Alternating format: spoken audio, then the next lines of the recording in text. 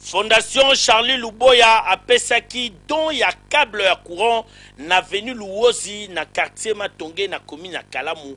Reportage. Après qu'on pesa don ya ba câble ya courant na Pozo, Vista na Matonge 1, mokolo ya samedi Fondation Charlie Luboya et longona yemoko Charlie Luboya bakitaki na avenue Luozi na quartier Matonge 2 pona ko pesa lisusu don ya ba câble ya courant. Bota la munene pe mulai ya câble o ezali à 120 mètres. Koto yo basala plus de 2 ans bazalaka na courant te kasi na lisungi ya Fondation Charlie Luboya.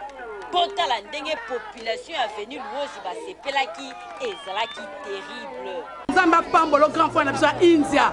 Mingi babonga babenga maki o bazaba insondable. Nzoka ndelo kuta ba kosa biso ba 1000 mètres, ba 250 mètres. Mais grand frère soit il surtout 150 mètres nzamba pambola.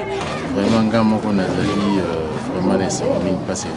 La façon dont on va recevoir cadeau Anna et ça m'a vraiment réjoui. Nasima Charlie Luboya et l'Omona Fondation naye bakendaki na quartier Kimbangu 3 pona kotala ba membre ya Fondation Charlie Luboya kuna pe bayambaki avec un pacte idéologie kasi boye bake nyonso esalamaki sous la coordination ya Yemoko directeur Asitumbo.